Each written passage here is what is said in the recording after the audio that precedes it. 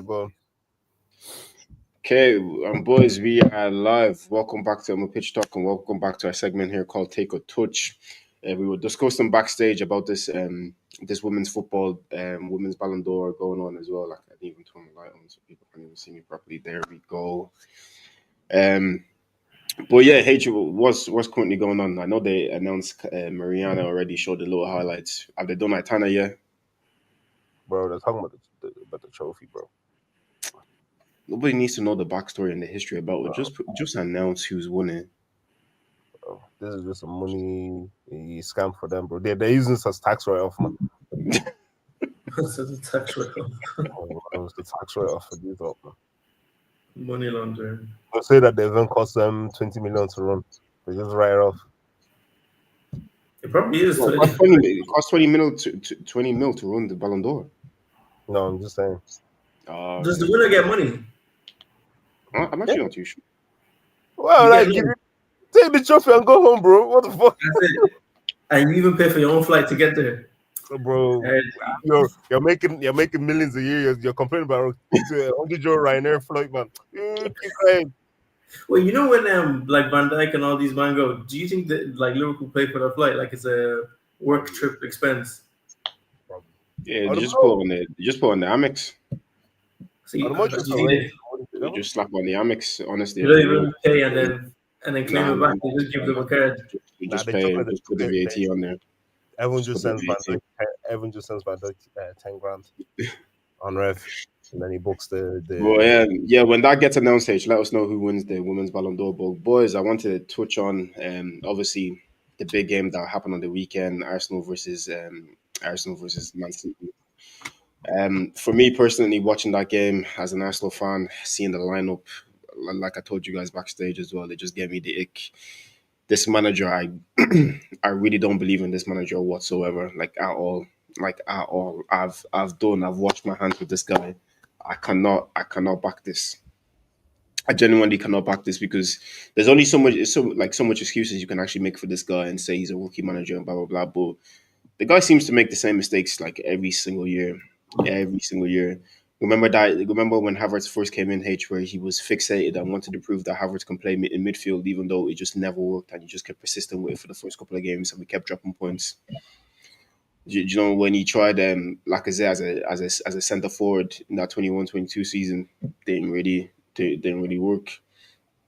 Do you know what I'm saying? Like, it's just the guy has to make the same mistake over and over again for him to actually realize. And by the time he realizes it's too late, or not even say it's too late, it doesn't work. It's too late.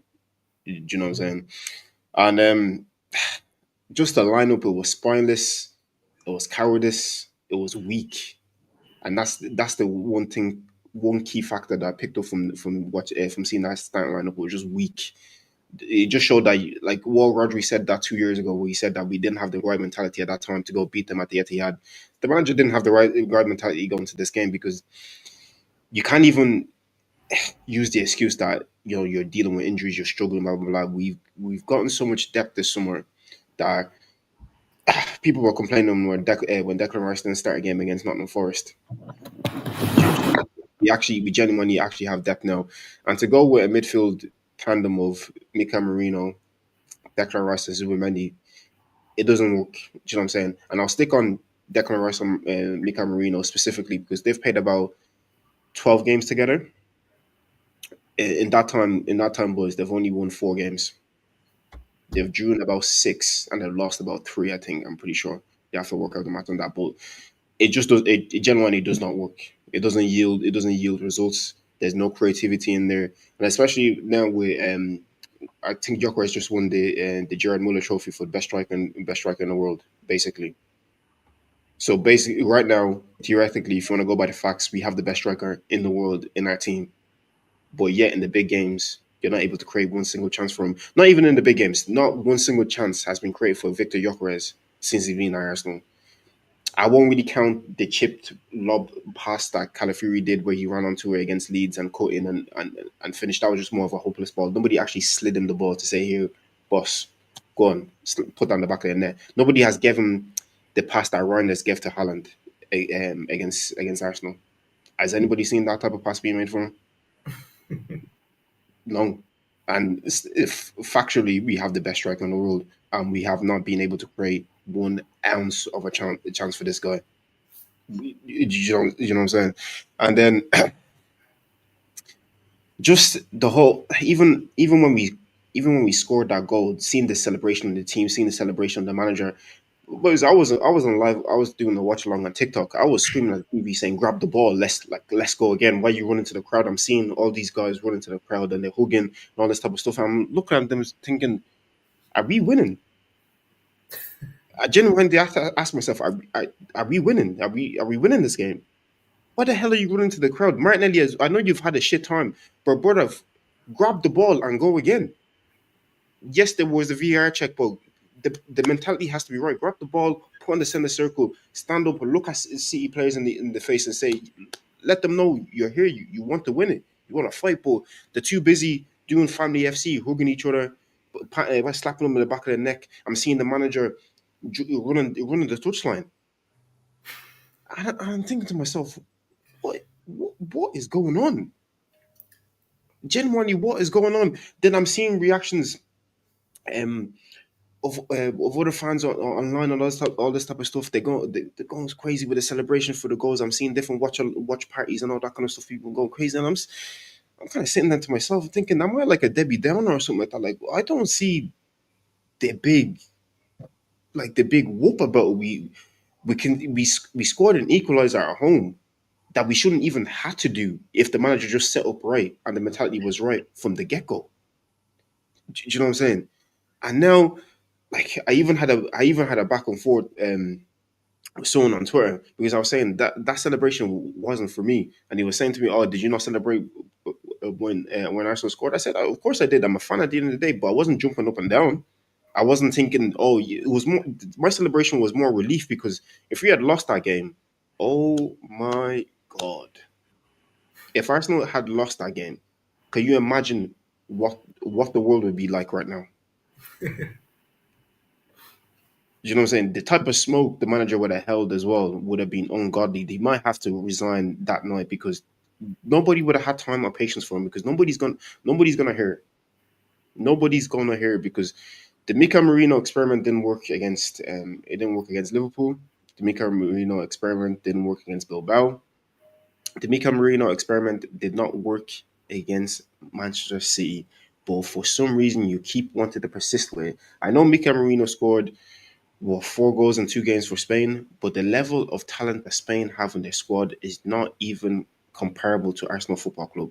It's not close. It's never going to happen. Do you know what I'm saying? Nico Marino can afford to do nothing on the pitch and just be in the right place at the right time and smash the ball in because one touch finish, he's great. I've praised him for that before. He's great. One touch finish, bang, brilliant. But everything else that you need a midfielder to do, he can't do it. Spanish player labored when he's turning, can barely pick a pass, can't split the lines. Do you know what I'm saying? Not willing to take the risky passes as well. Everything is safe. Declan Rice, he hasn't been great in the past couple of weeks. He's been absolutely shocking. He was shocking against City. Misplaced passes after misplaced passes, recycling the ball, not willing to take a chance. Zubimendi hasn't, yeah, other than Nottingham Forest, he's been all right.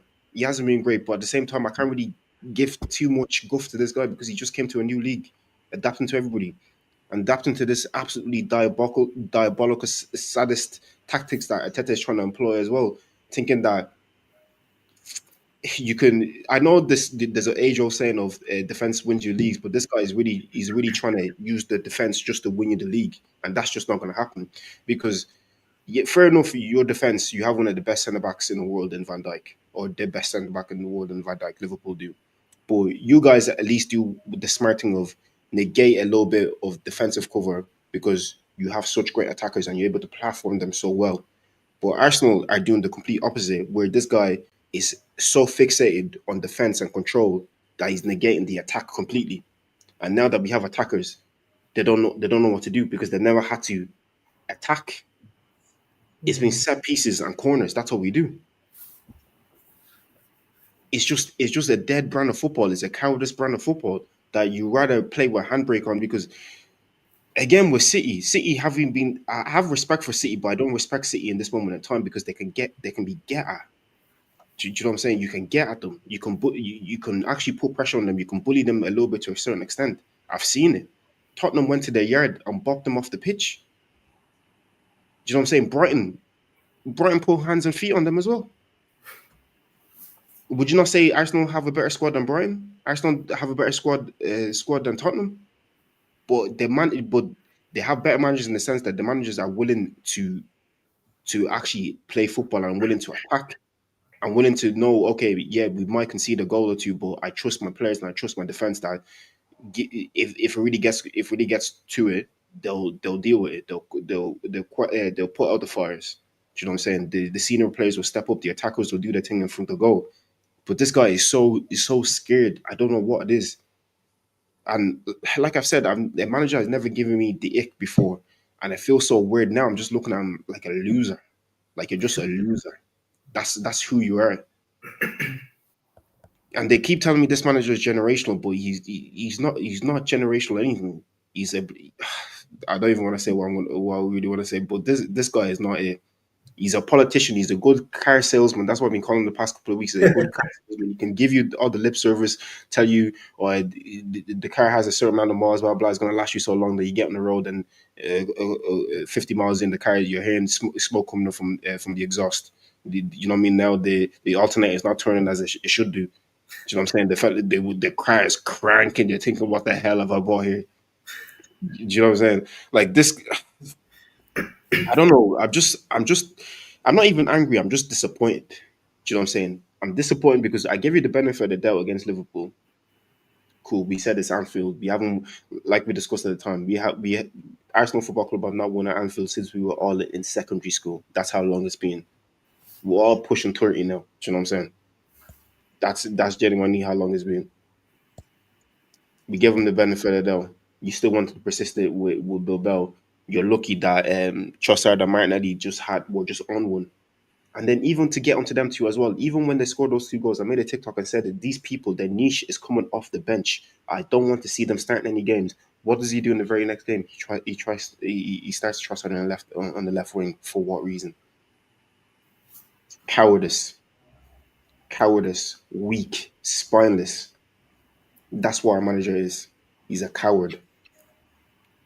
Genuinely, he's a coward. There's no other words to put it, because there's no way you have the level of talent you have, and you thought to yourself, that's the best lineup that's going to win me this game. Let me just ask you a question, boys. Would Jurgen Klopp, if he was an Arsenal manager, would he start with that lineup? No, he wouldn't. Even when he had like mad injuries, he would still go for it. If you're gonna beat me, at least beat me that I was trying to beat you. Mm-hmm. You know what I mean? If Sir Alex Ferguson had the Arsenal squad, would he play that lineup? No, he wouldn't. If Wenger was the manager, would he play that lineup? No, he wouldn't. Even Jose Mourinho, that's deemed as a defensive coach, would he play that lineup? No, he wouldn't. I'd even go as far as say Diego Simeone wouldn't even play that lineup, given the level of talent that he has available to him. He wouldn't go with that lineup. Nobody with common sense would go with that lineup except for this manager. That's why I say he's spineless. He's weak. This guy will never lead us to anything. Genuinely would not. I want, like last season, I gave him the benefit of that with the whole injuries and anything, but now there's no excuse I can make for you. What's the excuse? There was no reason to start Trossard. What has Trossard done to warrant a start over Eze? Come off the bench and provide an assist. But if you ask him to actually start a game, when you actually watch him, the fella's terrible. If you wanted to go with Martinelli, I would have understood that more. But Trossard, why? Trossard doesn't have pace. He's not. He can move a bell. He can jink a man, but not to a good degree where he can now create separation as well. Do you know what I'm saying? I don't know how you guys feel about it, but my rant is over. I've taken up about 15 minutes anyways, but I just need to get it off my chest because this manager, genuinely, it just made me sick. It just made me sick. Yo, I hear it. This is your club. Listen, I hear it, man. That's why I texted in saying, yo, what type of formation is this? Because I was like, bro, in your own gaff. Why are you playing three people that they can't move like that, bro? Like, what's going on? You could have decided this is a game to say Eze. You didn't say Eze. It's a game where you can even maybe use Martinelli. I'm seeing Trossard, bro. Trossard hasn't started the game this season, and you're probably your biggest game. Hold on. Dembele won Ballon d'Or. I thought they gave it to Lamine. I won't lie because the way He was top 10. What's the top 10 list before the you go? local man. Cole Palmer is 8th. What? Salah's 4th. Vitinha is 3rd. That's crazy. I think Nuno Mendes is 6th or something. I think, or he might be 10th maybe. Tana Bonatti won the women's Ballon d'Or again. Cole Palmer being 8th. Hey, I said that's why my eye opened. I said, whoa. I said, what? Yeah, them Blues brought home, man, bro. This is basically the christening of Lamine Yamal, bro. Oh, Rafinha was 6th, bro. I was like, this guy's meant to be. Rafinha was 6th. Rafinha was 6th, yeah. That is crazy. Yamal was 8th. Yamal was 8th. No, Cole Palmer was 8th. Lamine was 2nd, bro. But what was this? I have no idea what you, bro. I'm watching it here, bro. Oh, fair enough. Bro, it's literally just them to the pool, Dembele and Lamine's picture, bro. Both of them were on the split screen together. Dembele has a Ballon d'Or, bro. If I'm Mbappe, I'm looking at everybody sideways. Phil has a Ballon because he has a World Cup as well. Mbappe was like 7th. Yeah. Oh, bro, Mbappe, and he just left PSG. Look, oh my god. That's what I'm saying. If I was Mbappe, I'd be looking at everybody sideways, man. Dembele's career has been very. Do you not remember after that World Cup final? I said I never want to see another compilation. Oh my god, the 2022 one. Bro, listen, you can win your Ballon d'Or, but they hooked you. They hooked you in the first half, bro. Fella stunk the guy. Bro. They would have won that World Cup if it wasn't for him. I'm not even gonna lie. No, remember, Pato. I was hyping Dembele before the game, only for him to give away a penalty. They get hooked at halftime. That's when I stopped. That's when I stopped believing in that guy. I said, "There's no way." I genuinely said, "There's no way." Don't ever show me a compilation of that Dembele guy ever again. What the hell? I said, bro, is this not Dembele that were calling Demboozy and all this? Like, what happened to that, bro, man? They had the fella playing right wing back, man. Bro, I told you, 1 year of locking in can change your life. Listen, that could have been Mbappe on that podium if he just locked in. If you listen to what Luis Enrique was trying to tell him, if he had just locked in, that could have been him. He just locked in, man. Some people just don't want to lock in, bro. Just like I said. I doesn't want to lock in, man. I didn't want to lock in, bro. That guy came and told me Mendy, Marino, and Declan Rice in the midfield. Brother, look, let's try and get back on topic here, bro. Look, that game was just... And I even said the group chat, I said, bro, now you're chasing the game you didn't have to chase. You literally just had to start Eze, even do Martinelli. That's all you had to do. That's it. Even realistically, I wouldn't even have started Saliba. Mascara was there, sincerely. I was gonna be like, you know what? At least let your 1v1 battle. Let Gabriel deal with Haaland. For Mascara on that side with Timber would have been calm. But no, Arteta said, this Pep guy, and that's his problem. He's always doing his Pep. So I will match my brain with his brain and I'll brain him. I used stupid guy. The fella only had Rodri in midfield, you know. If you look at the formation, it's actually just Rodri in midfield. It's 4 attackers and then Haaland, bro. It's just Rodri. But you said, let me play my most immobile players against one Rodri. Instead of you to have Eze blitzing that guy up and down, you said, nah, I want to do tactical against the tactical master. Look what happened, bro. And then you eventually decide to put Martinelli on in the 80th minute. Brother, since the 60th minute, 50th minute, you could have done something. Maybe you could have even won the game or something like that. But no, Mikel Arteta'S. I didn't even watch, the post-match. I turned that shit off, bro. As soon as that Martinelli goal went in, I turned off because I knew that's all this game is going to be, bro. It's going to be a draw, and I say, there's no, we're going to fight back, and it's impossible. We don't have that now. We're not. You're even lucky you turned it off at that point because, bro, if you're seeing the way they started going into the fans and hugging the fans, I think that would have sent your head to a different atmosphere. Because, bro, I know there was only like maybe like 3 minutes left, but at least like show No, some but I desire saw, that you're trying to win the game. in fairness, I did see the video from the stands that Zubimendi was trying to grab the ball, but then flipping Ruben Diaz and all are putting the fella in a headlock and all, and the guy. Yeah, He tried to grab the ball, but they had him in a headlock and all. But I'm just like, bro, like, it's one of those. I was just like, even when the goal went in, like, yeah, well, big man, you know are in the crowd now. Like, yo, let's. The game is so good. We can go and snatch some presties, man, bro. But it's one of that. Like, I tell you sometimes, yeah, and it's like, how many times you need to try and big brain something? Just play your best 11. That's it. Now, granted, the fella's with the players every single day, so he knows what he sees. Do you get me? So I can't be like, I'm not the manager. I'm not there every single day. But from the fan perspective, you have a guy you just spent, how much you spend on Eze? 60-something million? 68 million. Mm-hmm. And you're not playing him. Okay. Somebody that was dying to play for Arsenal, somebody that was calling you saying, bro, is there any way I can... Bro, you know fellas doing cold calls, man. I know Arteta was vexed when he got that call because he was like, oh, see, now I actually have to try to do so. And the thought even came to my mind, I'm just like, is this like how Arteta's playing? Is this almost his, like, is he protesting in a way that the players that were signed may not have been the players that he wanted? So now he's doing this type of thing where it's just like, well, I'm gonna just play the people that I actually wanted at the club. Because I'm feeling like he didn't want Gyökeres. I feel like he didn't want Eze. My friend, you will lose your job because he's not. If he's sorry to cut you off, H. I'll let you make your point. But if he's thinking that way, brother, get rid of him. You're not bigger than the club. You're genuinely not bigger than the club. Your ideas, your methodology, like Arsenal Football Club have won 3 Premier League trophies. That was before we even knew what Mikel Arteta is. We'll be good. If he's thinking like that, that's a scary thought. That you rather put your own philosophy, your own beliefs above the club. Bro, look, that's like, it was. I Jenny just feel like that's literally.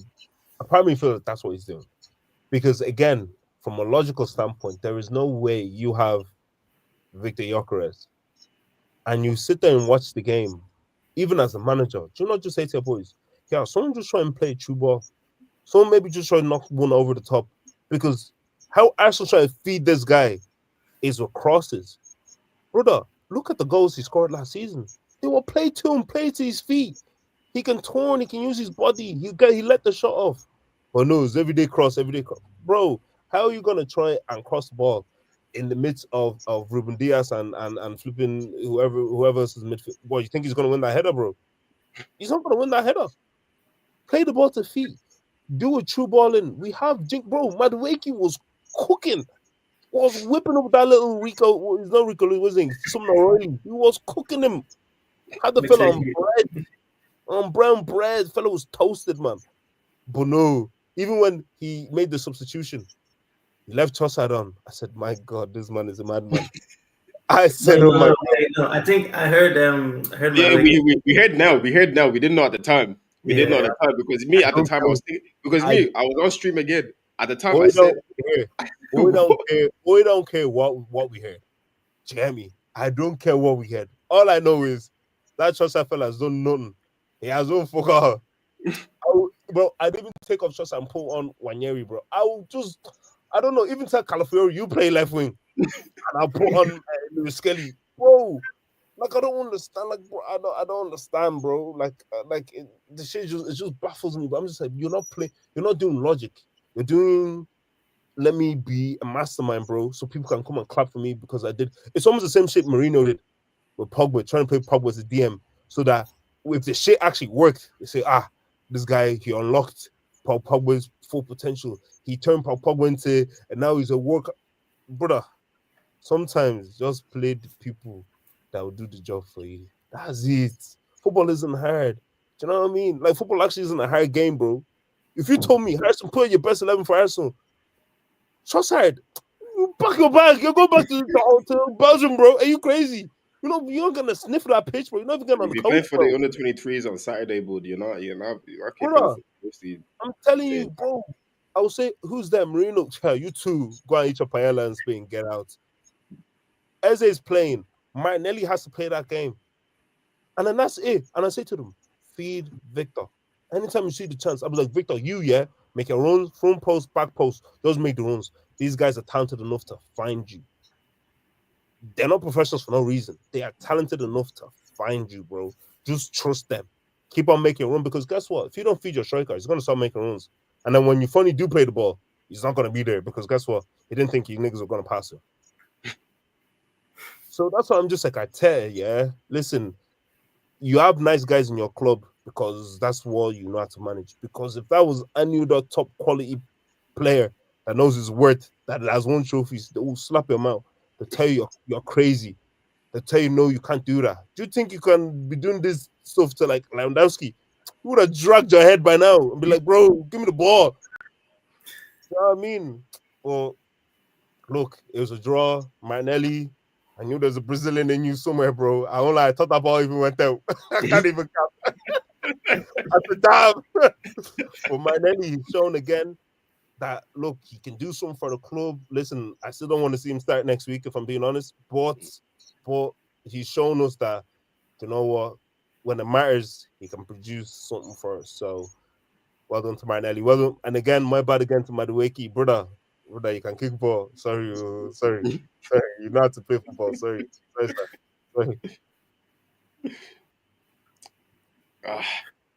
First, well, from my perspective, man, tell your manager, man. Don't even know for that guy. Look, I think sometimes, you don't have to overcomplicate things. You play people that are fit and you play people that are in form. Simple. You have Saliba. Is it by force to play Saliba? The Mosquera that you had was playing well. If Mosquera was playing bad, I'll say, whack Saliba in. You decided to put a half-fit Saliba. Him and Gabriel didn't know what to do for that Haaland goal. Instead of Saliba didn't know, am I supposed to run to Haaland? Am I supposed to cover the guy Reinders on the ball? I know Doku's on the other side. He didn't know what to do. And then Gabriel in a foot race with Haaland, no chance. Fair enough. That was your first mistake. You play Saliba, no problem. Then you have your midfield. Look at the team. Look at the football teams that have been winning Premier Leagues. You play a DM, you play a number 8, and you play a number 10. Is that not what everybody's doing? But no, it's you that wants to be different. You play. No. He says Mika Marino is a 10. He said he plays that position for Spain. Which 10? 10 minus 10, bro. 10. Zubimendi, that is not even a traditional 6. He's a deep line playmaker. He's not a tackler, destroyer type like a Rodri. Rodri can do both. Zubimendi isn't that. Cool. You now bring Declan Rice. Okay, cool. Declan Rice, he's up and down. He can get the tackles in. Defensively, he's good. In the final third, he's good as well. And he's a ball carrier. Fine, perfect. Now, you have one more spot in your midfield. Who is expected to create the chances? I'm pretty sure when you have if you look at the other teams like a Coutinho, a De Bruyne, these are the people that play in the number 10 and they create the chances. You decide to put Mikel Merino. Okay, no problem. You decide to put Mikel Merino because he was scoring goals. You want him to be Lampard and be crashing the box. Cool. No problem. No problem at all. You put Madueke. Fair enough. He's been playing well. No goal and assist, by the way, since he's been honest. He's been playing well. No problem. You have your Gyökeres. He's your striker. Cool, you play your Gyökeres. Okay, now we have one more position on the left. And you looked at everybody in your entire squad that is fit and available, and you said, Trossard will do it for me today. Are you crazy? Are you actually crazy? He's like 5'4" with no pace. What is he supposed to do? Where is the great? When he was making that lineup, did he think, okay, Marino is going to crash the box? How did he expect Gyökeres to score a goal? What did he think was going to happen? Cool. Second half, he makes the changes. He hooks all them niggas off because he knows I made a mistake. At least he was honest with himself and he changed it straight away after. I'll let you finish, but I have something special for you. Think he was honest? Don't worry. No, I saw the interviews. He's delusional and he's never gonna admit his mistakes. But he knows deep down in himself, he knows he fucked up. Because you go 1-0 down and then you make all them changes because you know you messed up. Miles Lewis-Skelly didn't get a sniff. You're chasing the goal. It's 70th minute, 80th minute, 90th minute. Lewis-Skelly doesn't come on. Waneri comes on very, very late. Even the Marinade that came on, I know he scored the goal, but he came on very, very late. Let's keep it a book. So I don't know what he expected to happen. You played Liverpool and you played City. You took 1 point. I think if you played an attacking team in both of them games, either you draw both or you lose one and you win one. Either way, you come out with more points than you come out now. You're already 5 points behind Liverpool. Broski, it's long for you. You think, because you need to think about it this way, because I like to think about the league in terms of points. Is Liverpool going to get more points or less points than last season? In my opinion, they're going to get more. And if they win 2 more games than they won last season, that's 90 points. I think Liverpool will get 90 points, at least in around 90 points. You need to get 90 points to win the league. Then you're already 5 points behind. How you need to do the maths? You're going to lose more games, and you're starting from this position. Your next game is Newcastle. Now that he's done this, he's gonna big brain it again, because now he might start doubting himself. You got Newcastle next. Do I go for the 3 dogs in midfield, which would actually make sense at Newcastle away? But now he's gonna be like, no, let me play attacking, and they're gonna body Eze because he can't fight those boys, Guimaraes and Joe Linton and them, man. He's just messed up for himself. Now, no matter what he does now, it's a lose-lose unless you win. Unless you start winning a lot of games. In my opinion, you're a manager. He's just not the guy, and he will never be the guy. It's not an issue for me, but to be honest, I like Arsenal, and when I was a kid, we always knew the Arsenal philosophy, their way of playing football. The Arsene Wenger was tiki taka before there was tiki taka. Let's keep it a book. When Henry and Bergkamp and them, man, even when you had like Nasri and Bakary Sagna, the style of football stayed the same. People were telling me Arsene Wenger is not dead, but he's turning in his grave because of the football that you're playing. Like the football, I don't know, man. I don't know why he's like this. You cannot have your title rivals and take 1 point. You can't, because Liverpool beat City home and away last season. You need to do the same if you want to win the league. And if you go attacking, and you lose, what's the big deal? It's only 1 point difference. You drew, so you only got a point. If there's a 50% chance you're gonna win and 50% chance you're gonna lose, go for it. Because what you'll get if it actually works is a whole 3 points. It's a big thing. You'd only be 2 points behind Liverpool, and they still have to come to your home. Now you're hoping Liverpool lose 2 matches. We didn't lose. We lost 1 match up until we won the league. After we won the league, then we started losing matches. So it's gonna be rare that we're gonna lose matches. So you need to think holistically, and you need to, when you're going into these big games, you really need to put a marker down. Bro, these Liverpool guys are like, this Arsenal team is not it, man. They're not fearing you, because football is psychological as well. If you had beat City 5-1 now, like you did last season, everyone is saying, hey, it's not going to be easy. The media, the way people are talking, I think it feeds into how the players feel as well. Because if the narrative and everybody is saying, Arsenal are the real deal, it's going to be hard for Liverpool to retain the title. I think Arsenal can get 90 plus points. But now the narrative is Arteta's not the start of play isn't good. He doesn't know how to do it in the big games. He gets draws, but he can't beat the big teams.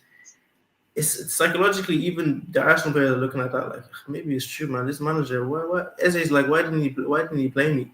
Even like Waneri is like, you played Trossard and I couldn't get a game. What has Trossard done? Probably Waneri sitting there thinking, okay, so you signed Eze for that money and he can't even get a game and I can't get a game, but this guy's getting a game. Exactly. So it's like, what? Obviously, like these lads are probably good people and they're not gonna like make a fuss in the dressing room and like cause issues. But we're all human at the end of the day, and they're men as well. They're rich men. so they have a lot of pride. Plus, as well, they're doing something that most of the general population can't do. So you're gonna have a bit of an ego. Exactly. Something about you as well. So If I was at that, I'd be banging on his door, asking him. I'll be asking him like, "Are you a bleeding donut or something like that?" Me and him will scrap because, like H said, any self-respecting footballer that has a bit about themselves that has won, they're not going to accept these type of tactics. They're not going to accept this style of play. They're not going to accept this. Do you know what I'm saying? And then it goes back to the age-old question of he can't deal with egos because everything needs to be everything needs to be nice and family friendly. He doesn't want somebody back chatting to him. He wants to dictate how the players play and all that kind of stuff. Maybe all the stuff that Aubameyang has said in the interview, somewhat of it maybe came from a better place, and some of it was right, but we weren't really paying attention because, bro, if I was Victor Gyökeres, I'd be looking at Teta in the eye and saying, "What the hell are you doing?" Like, I didn't fight tooth and nail to come to this football club. Left a club I was pretty comfortable in. They worshipped me like a god. I was winning trophies that you haven't won, trophies that if you probably went to that country, you probably wouldn't even win anyways. And you're here playing me like I'm a dickhead. People are slandering my name. They're saying that I play football with jeans on, but I just won the Gerard Muller Trophy to say I'm the best striker in the world. But people are saying I play with jeans on because the way you play football is not suited to me. You're not playing football suited to me. You're playing football suited to yourself. This ideology of football that you have in your head is in your head. It's just not going to come to fruition. Like, let me even get on to the next point. I even want to make was this is a thing that Wenger said all the way last year. He talked about the risks it takes to win the league. But I want you to listen to some certain points in the big games. When you have strong moments in the game, you want to take the maximum out of it. And when you say to your players, look, when the opportunity is there, take it, And because if you're minimalist in the risk taking, you play always with a handbrake. Yeah, they did. And one of them. So now, just that first part, that part really struck out to me because he said if you're a minimalist, you'll always play with the handbrake on. Who do you think he's talking about? This was from last year. 2024, you can see the date. You can see the date there, boys. Who do you think he's talking about? And then it also makes sense because Arteta never won anything of significant, of anything of note in his own professional career. Couldn't even get a call for his national team. So the fella doesn't know what it takes to win. So he wants to play it the safe way. His managers with David Moyes, he spent more time on the David Moyes than he did with Arsene Wenger, and it's really starting to show now. He had that touch of flair of that attacking football. We seen it for one season, that 22-23 season, and we've never seen it again. Never seen it again. Like, it's crazy. Most difficult thing when you go in the final race for a championship is to let it go. Yeah. Because there comes a moment where your team is scared to lose the championship. Mm-hmm. And you have then to work hard to come on. Let's come on. We won the games before because we played really. So I didn't like too much to encourage the cautiousness because it comes naturally with the fear to lose. Sure. Yeah. And overall, I would say you have to go for it. It's great in life because. I just wanted to show you a minute of that clip, boys. But even within the minute, he said a lot. He said when you have the chance, you have to go for it. We had the chance against City, just gone. We didn't go for it. We had a chance when we played them, when we went on that run, and we went to the Etihad and we drew. I think it was 0-0. And then Rodri said at the end of the season we didn't come with the right mentality.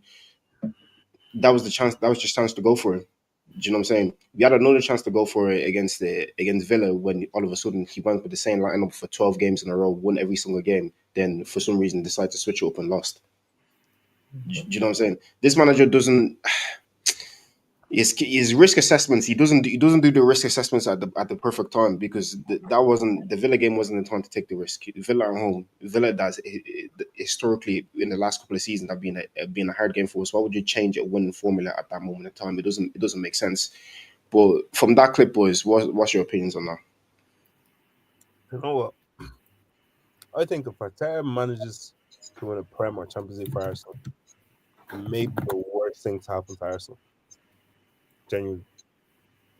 Because if this guy manages somehow to just win the Champions League or Premier League, and manage to pull it together somehow with how he's playing football, that is going to be Arsenal's identity from that day forward. Because the board is not going to get rid of him. They won't get rid of him. He brings a major trophy with the way he's playing ball. That's it for Arsenal Football Club. That's it. Because that's what you're going to see season in, season out for about 7 years, 10 years. If he wins, no, because I'm understanding now, it's just like what we're seeing is not good. But if he manages to win a big trophy doing it this way, it's going to prove his point that I did it my way. My way works. So we're going to keep on doing it my way. And that's just going to lead to absolute shambles. Look, Arsenal will sign good players that will be able to get Arsenal off the line. Might come second, might come third, might win an FA Cup, Carabao Cup. But if he manages to win one major trophy doing it this way, that's it. We're done. It's done. Well, we're not going to see that attacking football anymore. It's done. He's going to be like literally the worst thing that can happen to us is if Arteta is proven right. Do you ever know those people that you hate for them to say, I told you so? Arteta is one of them, man. Because if he, at the end of the season, on the bus, he has the Prem, has the Champions League, and he'll stand there and say to you, yeah, a lot of people were talking in the media, former players that didn't even win this trophy, former managers that never even won this trophy, but I'm the one that won the trophy. That's what you're going to see. You're going to then see a dictator in the Premier League, because you can't then tell them, oh, what about if you change up? Well, you say, but I'm the one that brought the Champions League here. You didn't have it before me. I brought it. And you're telling me how to run the thing. We could be 17th, bro. Bottom relegation. And I know that man will not change that tactic, bro. You think Amarin is a madman? You haven't said yet. Don't worry. Look, he will never win a Premier League or a Champions League playing like this. It's actually so simple, yeah. You play Zubimendi, Rice, Eze, or Odegaard, whichever 10 you want to have. Whoever is in form. Simple. The rest of the team is fine. We know Saka starts, and we know who's the left winger. Madueke, Martinelli, one of them can start on the left. It's literally so simple. The defense is fine. When's the last time you conceded more than 2 goals in the match? It doesn't happen. So you don't need so much security in the midfield. Like Wenger said, you need to take it. You need to. He was saying when you feel that opportunity in the match, you need to take it. You didn't even get to have the opportunity in the first half because of the lineup. If you had played Eze, look at that ball he played, bro, for Martinelli. Fella was just like, it's 92 minutes. Fuck this. Let me just try. I don't even think Odegaard tries that ball, to be honest. He wouldn't. He will see Martinelli run. He will watch Martinelli make that run. He will see him with his own 2 eyes. Then he will pass it to Calafiori. Do you know what I mean? So sometimes you just need to play the people that are informed and just play people in their position. I know he's saying Marino is a 10. You're lying. We all know he's not a 10. If he's a 10, what did you buy Eze for then? It should be Odegaard and Marino that should be a 10s. Clearly, he's not a 10. You play Eze or you play Odegaard. Odegaard is injured. You play Eze every single match. Every single match, you play Eze. You can't play football without a 10. You're not Jurgen Klopp. This isn't Fabinho, Henderson, and Wijnaldum that you're going to say there's no 10 because you don't have people up front that are killers. You have Gyökeres, but the other wingers are not Mane and Salah. You need a 10 in the squad, and you don't have a Firmino that's going to drop deep and make sure your wingers are scoring goals. That's the only time I've seen a team in the Prem that I can think of not have a 10 or have someone who gets a lot of assists. But you don't have that type of team, so you play your 10s. What the hell did you buy Eze for? And what's going to happen is he's not going to win the Premier League this season or the Champions League. I could bet anything on it. It would have to be an absolute catastrophe from Liverpool for Arteta to win this league. He might not even come second. It's not even a guarantee. Maybe he'll grab the FA Cup. I don't know, because I don't know. Like I feel like knockout football is teams that have a good attack To be honest, knockout football, anything can happen. Let me be honest, but FA Cup and League Cup isn't gonna cut it. Wenger can say what he wants because he's been there, he's done it. He can have the chat, and you need to listen to people who've done what you're trying to do. This fella's telling you you need to grab it. Worst thing that's gonna happen is you lose. You didn't win the Prem anyway, so what's the big deal? Go for it. Because if you go for it and it doesn't work, we'll say you tried your best. But don't let people say you should have done this. No one's gonna tell you should have played Marino if you played Eze and lost. No one's gonna say that. They're gonna say you played your best team and the players let you down.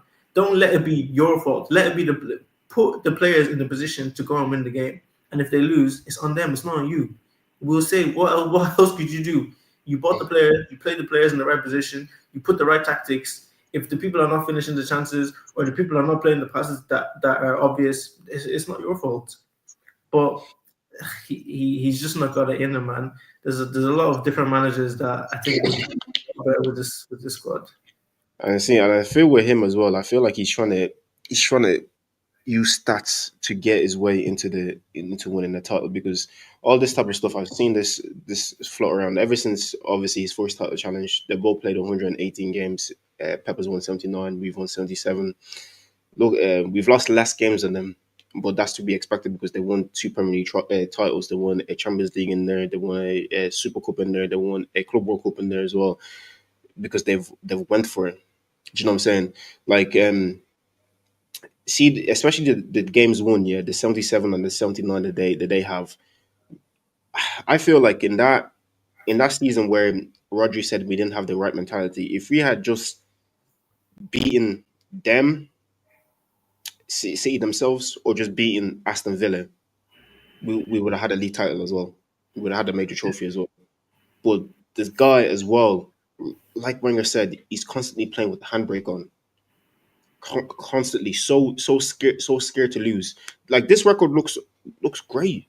You know what I'm saying? 77 games won, 16 lost, 257 goals scored, like not too far off City as well. 107 conceded. Do you know what I'm saying? Even 1 point off them, but they've won 2 Premier League titles within that space of time, because they're willing to go for it.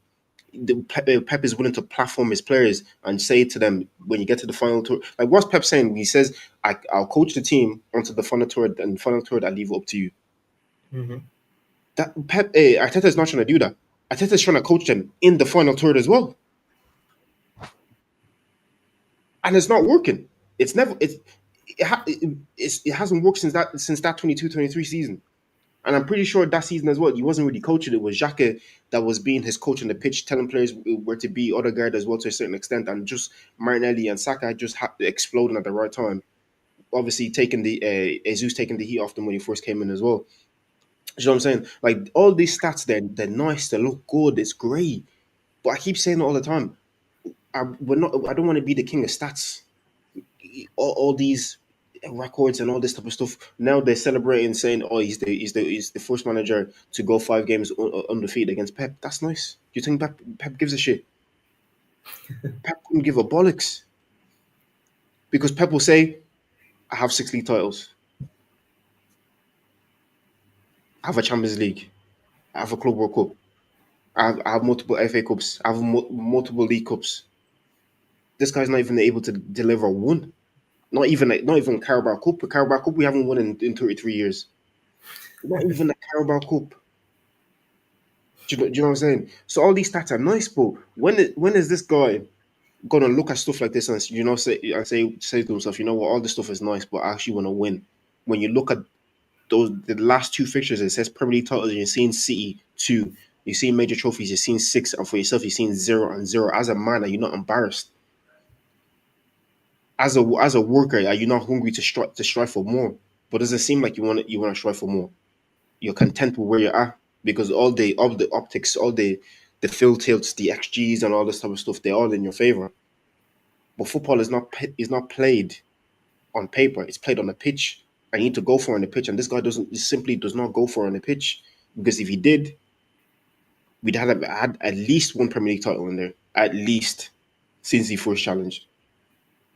But he's so scared of losing.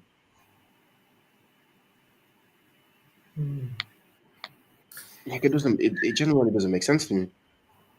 Yeah, look, he has a great record against Pep in the last 5 matches. He has a lot of points accrued. It is pretty good. Even the goals conceded, he's got the least in the last couple of years. But I'll take it back to my club with Klopp. He probably didn't have these stats, and Pep had beaten him. He had beaten Pep. He didn't go. He never went 5 games unbeaten. But the thing is, he would beat Pep, and Pep would beat him. Then we'll figure out who wins the league at the end of the season. Fair enough. Pep won most of the titles, but Klopp said, "I'm leaving with something." Arteta should by now, with this squad he has, with the points totals, with all these stats, he should have left with something by now. And then it makes you think the difference is the manager, because a different manager probably leaves with a league title. A different manager doesn't lose to Aston Villa. Literally, all you have to do is, like you said, just play your normal team. You probably would have beat Villa. Like You have it's that season where he again for some reason that starting lineup he benched Kivior as the left back, even though Kivior was solid. He had a ropey game against Bayern Munich and Leroy Sané. Leroy Sané tore him a new one, but it's Leroy Sané at the end of the day. Do you know what I'm saying? You still have to respect him. And then for some reason, Jesus has been sitting on the bench for quite a while. Then decided to drop Kai Havertz, that was playing striker, drop him into midfield, and have Jesus up top. Yep. It just didn't make sense. Like everybody said at the time, why are you changing the lineup? This lineup has been absolutely fine. The Bayern game was a bit shaky, but it's Bayern at the end of the day. It's European knockout football. It's always going to be hard. Why you change the lineup? There was no need. And then the season, even the fourth season that we challenged as well. You spent 20 mil on Kivio from Spezia in that January, but decided to persist with Rob Holden. For what reason? Rob Holden that we eventually sold for 1 million Great British pounds to Crystal Palace that he did not get a game for. They released him and now he plays in the MLS. Just 2 years on, 3 years on. That's where Rob Holden is now. Guess where Kivior is? He's playing for Porto. He's playing top level football. He's playing Champions League football. Mhm. Too risk adverse. What was the like you said as well, Liam? With Klopp, he was going to leave with someone. He was going to try and beat Pep and go hell for leather. What would have been so wrong with you throwing Kivior in? Because you spent 20 million Great British pounds on him because you saw something that he could play football. So what's the point of not throwing him in and just see what happens? If he has a ropey game and you lose the game, listen, we'll say, yeah, the player had a shit game. You probably should have not started, but listen, you tried. You put in your new signing over Rob Holden. Somebody young with fit legs, fresh legs, to a centre back that most of Europe at the time were clamoring for. I heard Juventus were in for him. Bayern Munich were looking at the fella and all that kind of stuff. He decided to come to Arsenal. He decided to come to you. So now, why is Rob Holden playing over him? It's like there's too many instances where this guy has just bottled it. Genuinely, just bottled it. That's the only way. It's shown his cowardice time and time again. Don't know why. I genuinely don't know why. Yeah, when it just comes to the crunch time, important moments, I think he just overthinks it. And don't get me wrong, he actually is a good manager, and he has done a lot of good things. But I think maybe he wants to win so badly. It's like he doesn't want to mess it up. He just wants to be in with the chance. Because it is true though. I see. I hear that, but at the same time, you can't say. But the decisions you make, that he makes, you can't really say he really wants to win. It's like H says he wants to be proven right more so and say that he won his way. I don't think so, man. Bro, he's a professional manager. He wants to win this Premier League badly. Bro, we can tell by the way his demeanor, bro. This guy, he wants to See, win. I get what you're saying with the demeanor and all that kind of stuff. But none of us here have a lick of coaching badges, not A, B, C, D, E, F, not any of the coaching badges. But we would all said starting Mikel Merino and Trossard on the left against Manchester City is not gonna get you a win. We don't have to have any coaching badges to say that. And I hear what H point was earlier as well, that he obviously sees them in training, sees a different side to them and all that kind of stuff. And it's cool. I hear that. But I've also watched these players live.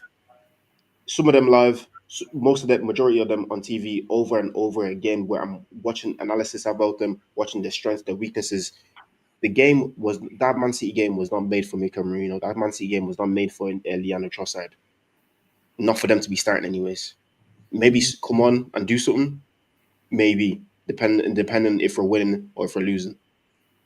But it's like he wanted to persist with the Havertz experiment. He wants to now persist with this Mikel Merino experiment. It's like he wants Mikel Merino to score a goal so he can be like, oh yeah, you see what I'm talking about. He's able to do for Spain and he's able to do for Arsenal as well. Do you know what I'm saying? Like he's like he wants to be right. Do you know what I'm saying? And it's a scary thing if that's really and truly who he is. And even some of his press conferences, what he said after as well is what really just drove me up the wall and just kind of get me a bit of an icky feeling as well. Like, look what he says here. He says, if you can't win, then at least don't lose it. We created an unbelievable moment to score, but the overall feeling, because I know how hard it is to do what we've done on the pitch against Man City, with that level, with that coach, I wanted more reward for the team. How could you say you wanted more reward for the team when you didn't put the team in a good place for them to get the rewards? Do you know what I'm saying? Like you didn't set the team up in order to get a reward, because who the hell was going to crave for the best striker in the world, the best striker on the planet? It's that factually at this point. Do you know what I'm saying? And it's like I said as well. It's not Marino's fault, like it was like Lacazette's fault, Holden's fault, or Havertz's fault as well. Like, and even Turkish was a bit like me when I seen the goal. Look at him.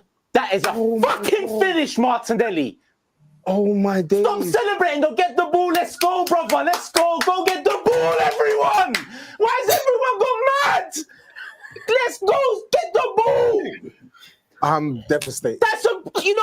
It's a banger. It's a fucking banger. That's a quality, but get the ball and let's go. We've got minutes left. Minutes. We want to win this game. Let's go. Come on. Martinelli, beautiful goal. That's a quality goal. Beautiful goal. And that's what I was saying when I was watching it as well. Why did you run into the crowd? Everybody just forgot who they were. They start running to the crowd, start celebrating as if we were winning. We equalized at home. We labored to that goal. We struggled for that goal. Now all of a sudden they score, and everybody's jumping around as if this is like a Champions League final. I hate to agree with one of our biggest haters, but I won't play the whole interview. But Jamie Carragher basically said that Arteta wasted 45 minutes with that whole Mikel Merino experiment, and he can say what he likes, but he knew he messed up, because why did you make 2 changes at halftime, big man? If it was working so fine, because he went and said, oh yeah, we dominated so much, blah, blah, blah, and all this type of stuff. If we dominated so much, tell me why we didn't create a single chance in the first half. We were getting corners after corners. All I'm just seeing is Donnarumma just punching it away. You know what I'm saying? Like, it's just I don't believe in this manager anymore. Look, a part of me is also I don't think some of these players even want it like that, if I'm being so sincere. Because for me, it also comes down to just being a human being. Yeah. If I'm in a team and I'm seeing what I'm seeing, and my manager goes, "Oh, this is the midfield," I'm gonna look and be like, "Okay, I might have to, even just to help them out, I might actually have to try and maybe just drop a bit.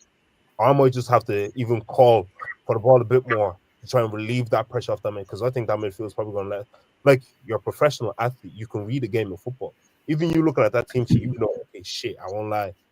It looks like it's going to be a long day. Even for yourself, like as a player, just be like, just take the game. Like, I know Roy keep saying, but just take the game by the scruff of the neck. You see, if your midfield's getting overrun, bro, if you see your midfield, bro, you push someone on someone, grab the game, but call for the ball. I want the ball. See, and that's why I rate Madueke so much. Yeah, that time he got the ball, he just went every single time. He just went, bro. The guy just continuously kept on going. That's what you do. That's what you do. That helps relieve the pressure off your team. You're creating chances. You're grabbing the game by the scruff of the neck yourself. A lot of these men are happy to play for Arsenal because, bro, Arsenal's a top team, Champions League football, great city. If you say you play for Arsenal, bro, shit, there's respect in it. But I think for a lot, especially for a player like no this, but for players like Mika Marino, for players like Zubomendi, this is almost like this is the highlight of their career. Do you get me? But if I look at other clubs, the players that they're signing winners. So this is not even me joining your club is not even a yeah, I'm happy to be here, but I've done it already. I've won before. I'm coming here to win again. I feel some of these players are very, very comfortable because of the environment that Arteta'S created at Arsenal. It's a great environment. The fellas connected the fans back with the club. I look, bro. I've been there. I had to block Hector Bellerin a few times, bro. I know what I saw, bro, back in the day. I know what I witnessed. But it's now okay. We've changed the tide. Let's change the tide to be winners. Not let's change the tide to be comfortable. Not let's change the tide to be well. Look, we'll go again next week. No, not we go again next week. Let's do it today. Let's win it today. You beat City. You slap them 3-0 or something, bro. Don't worry. When every other team that's going to come to your gaff, they're going to be rattled. Even you going to other people's gaffs, they're going to be rattled as well. They'll be like, oh shit, let's try and be a bit more mindful here. Arteta needs to decide, yeah. And I like when people are just honest. Just decide. Tell me, what is it that you want? Don't tell me you want to win, because that's not what you do when you want it. That's not the team you pick when you want to win. Tell me what it is you actually want to do for the club to manage my own expectations. If it's a case of you just want to do the best that you can, I can accept that. I can accept. If Sarah comes out and says, I'm just trying to do the best that I can, I will take, because, bro, thank you for being honest. Because a manager that says, I want to win, I want more for the club. Players that come out and say, I want to win, I want to do more for the club. If that's the team your manager puts out, bro, you yourself, you're dropping deeper. You're calling for the ball more to release out. You're trying to do everything in your power to win that game. Look at the ball Eze played for Martinelli. That's the type of balls that Gyökeres should have been getting. That's what I mean. Was just like, bro, give the guys that actually want to do something a chance. A lot of men are comfortable at Arsenal, and that's because of Arteta and what the environment is creating, which is a positive environment. I'm happy about that, but if you don't want it, just be honest about it. If you're happy about just collecting your wage, just tell us. It's okay. There's no problem. Like, I would never be angry at man, bro. When Trent wanted to leave, I told him, go, bro, go and win your trophy. When John Duran went to Saudi, I said, go get your bread, bro. There's no shame in it. If you're trying to tell me that you're at my club for a paycheck and you're happy about it, okay, no problem. We'll see that Saturday, that Sunday. Just make sure you're running. Just make sure you're running. I'll give you another crazy stat as well that I just seen. No player under Arteta in his tenure has scored more than 16 goals. You see? You're gonna win the league. There's no desire for more. Because there's no desire for more. Because you can't tell me that no one has scored 20 goals. No. So you're trying to tell me, yeah, that, and again, it comes down to you as a human being, yeah. You're living the dream, not even League 2 or League 1. You're at the pinnacle of football. And you're telling me that every summer you are not going and whacking the gym over. You're not trying to, I did 10 goals last year, I'm gonna go for 15.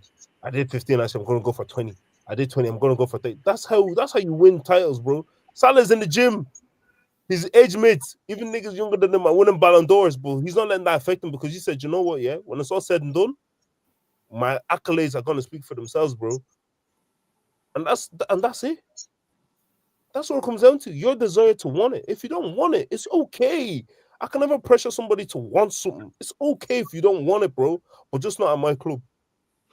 Yeah, because you have to ask yourself, like, when he does like a debrief after the season and blah blah blah, and goes through where they possibly would have lost the league, like, what does he say to himself when, you know what I'm saying, when you persisted with Kai Havertz in midfield for so long that eventually it didn't work and he just turned out to be he's good as centre forward, he's good-ish as centre forward, and then, like, if we don't win the league this season, what are you going to tell yourself? Oh yeah, Mika Marino had that purple patch for Spain, and I thought, oh yeah, maybe he could do for Arsenal as well. So I persisted with a couple of games. Like, somebody is going to have to hold this guy accountable, because he's never ever going to hold himself accountable. He thinks he's the best thing going. Do you know what I'm saying? To him, his shit don't stink. Do you know what I'm saying? He can do no wrong because his fans will say, yes, remember where we were. Do you want to go back to this and that? Nobody's saying go back to anything because you want to keep reminding me about the past. I'll keep banging on about the future. You want to tell me where he's taking us, where he's taking us from? Cool, I appreciate it. But where's he taking us to? Because I don't want to hold the Big Six record that they wanted to live and die for is not there. They can't come and say, "Oh, we haven't lost against a Big Six club in however many years. We haven't lost to Liverpool in 2 years. We haven't lost to Chelsea in this long. We lost to Liverpool. That record is gone. Great. You've seen how piss poor he was in his setup, in his tackle setup as well against City. You want to tell me he's one generational manager, but he's moving scared. He's moving shook of Man City, who are not even Man City like that right now. I watched, like I said earlier in the live, boys, in the stream. I watched Brighton and Tottenham go at them well and got a result out of that. So it wasn't a City that you really had to fear like that as well. Like he's not realizing that opponents fear us, but he's fearing the opponents even more. He's trying to, instead of him focusing on what we can do, he's focusing on what they can do, and he's trying to stop them. Instead of thinking to himself, they need to stop us, and that's the key issue. Until he switches that mentality to a certain degree, we're never going to win anything under this manager because everything else is genuinely okay. It's genuinely really, really good, but it's the way he prepares for games. He wants to negate potential problems. So they're trying to create a potential problem for the opposition, something for them to think about. Because if Pep would have seen that lineup and he's seen Martinelli starting left wing and he's seen Eze in the 10, seen Zubimendi and Rice behind him, and then Noni Madueke on the right hand side, Pep is going to think to himself, "Fuck, it's going to be a long day, boys. It's going to be a long day." But no, you're too worried about what Pep and what City are going to do that you're now playing three bodybuilders in midfield. Do you know what I'm saying? Like that's just my gripe with this manager, and it's just I don't see it changing. I just don't see it happening at all. Even when we went on that mad run, that 23-24 season, when we were slapping teams up and down, it was great and all, but you had your first real test against City when ultra defensive got a point, you were happy about it. Then against Aston Villa within that run as well, for some reason, just decided to change the whole setup. Lost the game, and then the title was over. We won the rest of the games, but it didn't matter at that point because we were chasing. This guy is always, he never learns from his mistakes. He's always on the back foot constantly, and he's always trying to correct the wrongs that he makes early. Like I said, if you just put like we've all said, if you put the players in the best positions and you platform them properly, this is something that we've been complaining about for the past 2 years. If you just platform them properly, they will do the business for you. Just trust the attackers. He doesn't want to do that, and that's why we'll be in this situation over and over and over again because he thinks his way is the right way and it's eventually going to work. It just takes that right moment, being in the right time and being right there and everything having to fall in line. Sometimes no, you don't have to be in the right moment at the right time. Sometimes you create that moment at the right time and you create that perfect situation for yourself because you will it. But he doesn't want to do that. That's my last bit on the boys. Any closing statements before Arteta makes me lose my mind? No, I think at this stage it's pretty obvious what he isn't doing and what he needs to do. It's just up to him whether he's going to do it or not. Eventually, the fan base is going to get a bit restless. The fan base is already turning on him now because, like I said, I know it was a bit harsh me calling him a coward and all that kind of stuff, but that's what he is. It's coward and spineless. The lineup that you put out yesterday, absolutely cowardice and spineless. And like it wasn't even me that was feeling like that. Like the minute that announced the lineups were announced, I went to Twitter. I checked out how everybody was feeling about it. Bro, not a single soul was happy about it. Everybody was thinking to themselves, "What are you doing?" Because this season, like I said in the when we're covering the transfer window and all that kind of stuff, I want him to have everything that he needs, so he can't come and complain at the end of the season when he eventually fails. Because I knew he was going to fail. Because this manager, I know him. Like I said, he's a coward. He wasn't going to do like. I didn't even think he'd be this much of a coward because when you have Eze on the bench and you're starting Mika Marino on the 10, it's not a good look.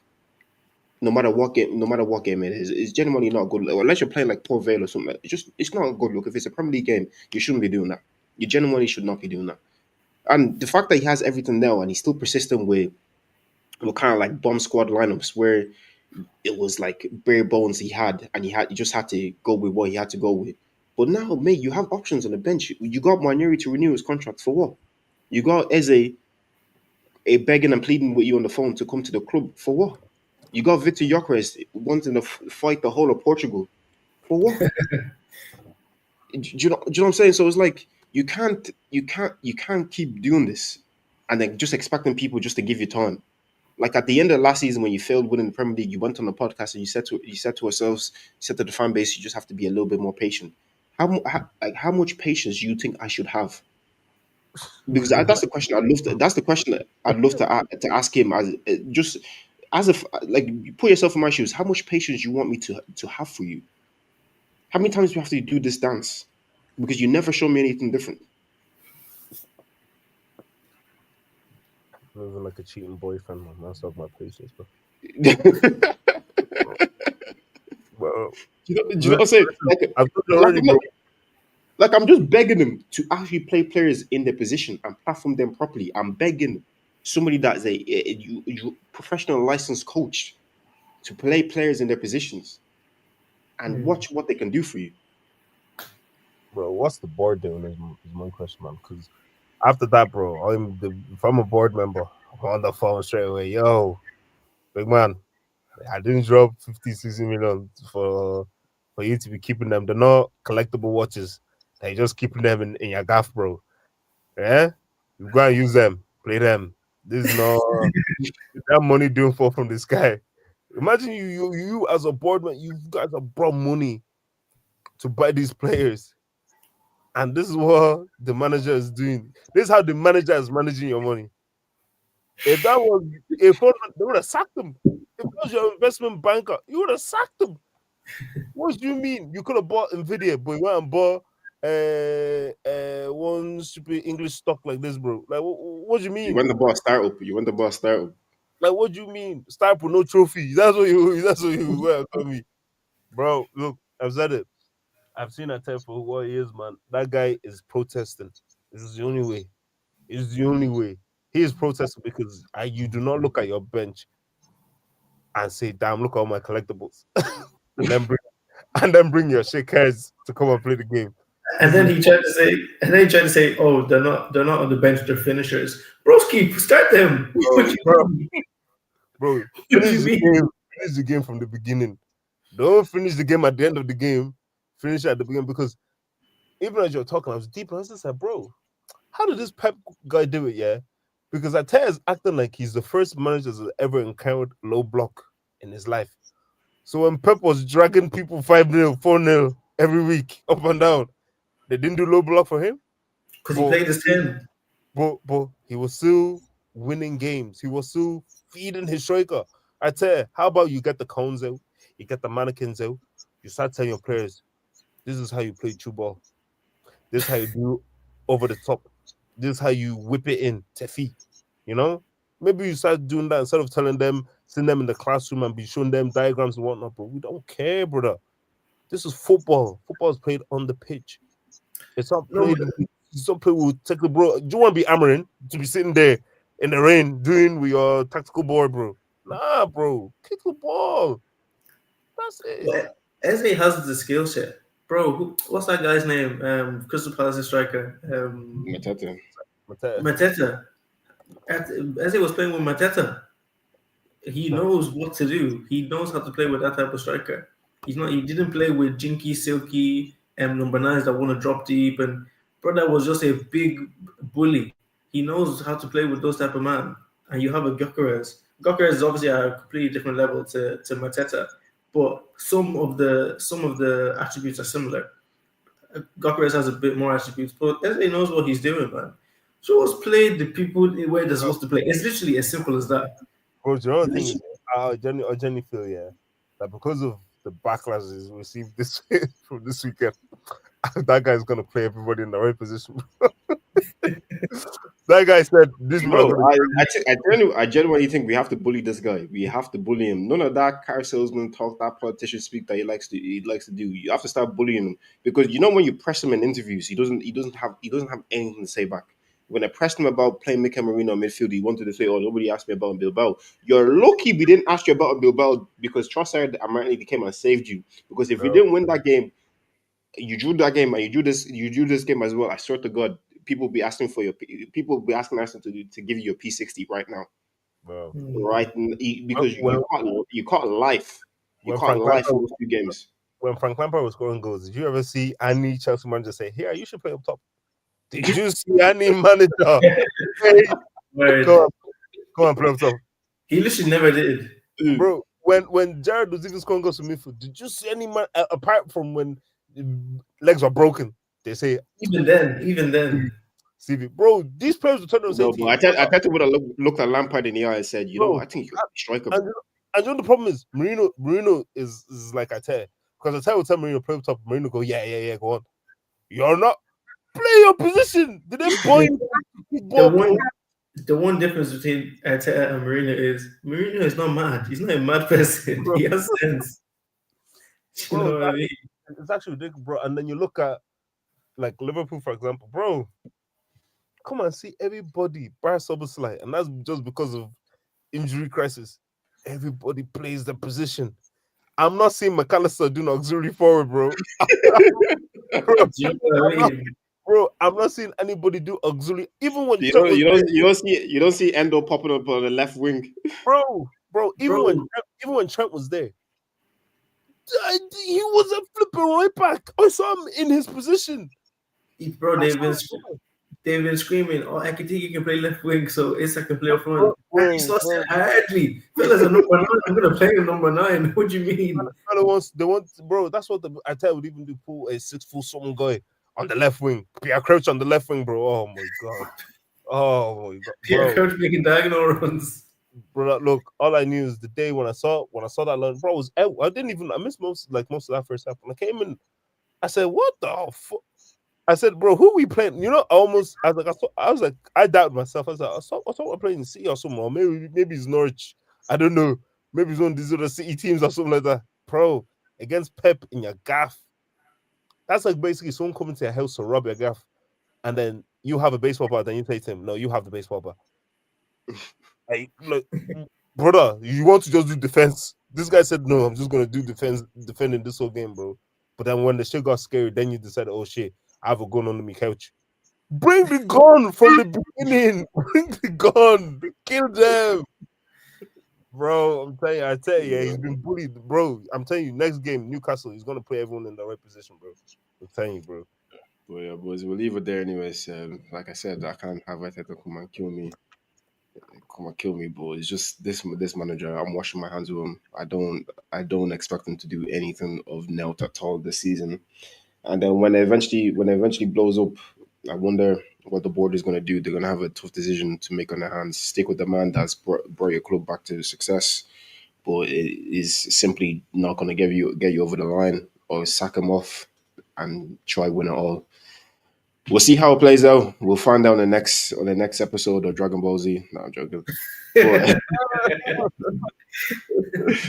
but no, we'll find out. We'll find out this weekend, because that Newcastle game on Sunday will tell us a lot about Arteta and what is capable of, and what is going to be capable of this season as well. But yeah, for everybody that's been in and out of the live, that's joined and all that kind of stuff, we appreciate y'all. If you could think about liking the stream, that'd be greatly appreciated. If you could think about subscribing as well, that'd be greatly appreciated even more. But yeah, we'll catch you guys in the next one. Good night. God bless. Take